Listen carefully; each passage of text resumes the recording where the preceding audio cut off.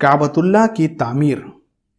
کعبۃ اللہ کی عمارت زیادہ اونچی نہ تھی اور دیوار پر چھت نہ تھی۔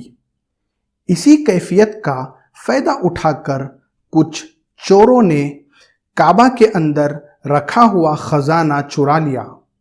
اس کے علاوہ اس کی تعمیر پر ایک طویل عرصہ گزر چکا تھا اور عمارت کافی پرانی ہو چکی تھی۔ بالآخر یہ طے پایا کہ موجودہ عمارت ڈھانک کر نئے سرے سے زیادہ مضبوط بنائی جائے۔ قریش کعبہ کا بہت احترام کرتے تھے۔ پھر یہ طے پایا کہ کعبہ کی تعمیر میں صرف حلال رقم ہی استعمال ہو، سود، جوئے، ناحق لیا ہوا مال اس میں نہ لگے۔ نئی عمارت بنانے سے پہلے پرانی عمارت ڈھانا ضروری تھا، لیکن کسی کو اس کی جرأت نہ ہوئی۔ انہیں یہ خوف تھا کہ کعبہ کو ڈھانے سے کوئی مصیبت اور بلا نہ آ جائے۔ پھر ولید بن مغیرہ نے شروعات کی۔ جب لوگوں نے یہ دیکھا کہ کوئی آفت نہیں آئی تو باقی لوگوں نے بھی ڈھانا شروع کر دیا۔ پھر کعبۃ اللہ کے اندر خزانوں کا جو کنواں تھا اس میں سے ایک اژدہا باہر آیا۔ سب لوگ خوف زدہ ہو گئے، لیکن مقام ابراہیم پر جب سب لوگوں نے رو رو کر دعا کی تو اللہ نے آسمان سے ایک بڑا پرندہ بھیجا۔ اس نے اس اژدہے کو اٹھا کر اجیت کی پہاڑی پر ڈال دیا۔ آپ صلی اللہ علیہ وسلم بھی کعبۃ اللہ کی تعمیر میں بھرپور حصہ لیتے رہے۔ اپنے مبارک کندھوں پر پتھر اٹھا اٹھا کر معماروں تک پہنچاتے تھے۔ کعبہ کی تعمیر مختلف قبائل کے لوگوں نے مل کر کی۔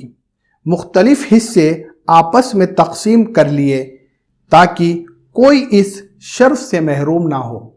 لیکن جب حجر اسود کے نصب کرنے کا موقع آیا تو سخت جھگڑا پیدا ہو گیا۔ بات یہاں تک بڑھ گئی کہ تلواریں نکل آئی۔ 4 دن تک یہ جھگڑا چلتا رہا۔ 5ویں دن ابو امیہ بن مغیرہ نے یہ مشورہ دیا کہ کل صبح سب سے پہلے جو حرم کے دروازے سے داخل ہوگا اسی کے فیصلے کو تسلیم کر لیا جائے گا۔ دوسرے دن تمام قبائل کے لوگ موقع پر پہنچ گئے۔ کرشمہ ربانی دیکھو کہ سب سے پہلے حضور اقدس صلی اللہ علیہ وسلم اس دروازے سے تشریف لائے۔ پھر آپ جب ان کے قریب پہنچے تو لوگوں نے واقعے کی تفصیل بتائی تو آپ صلی اللہ علیہ وسلم نے ایک چادر منگوائی اور اس میں حجر اسود کو رکھا اور ہر قبیلے کے سردار سے کہا کہ سب حضرات چادر کا کنارہ پکڑ لے اور اوپر اٹھائے۔ جب چادر حجر اسود کے مقام تک پہنچ گئی تو آپ صلی اللہ علیہ وسلم نے اپنے دست مبارک سے حجر اسود کو اٹھا کر اس کی مقررہ جگہ پر رکھ دیا۔ اس طرح حضور صلی اللہ علیہ وسلم کے حسن تدبیر سے ایک سخت لڑائی بچ گئی۔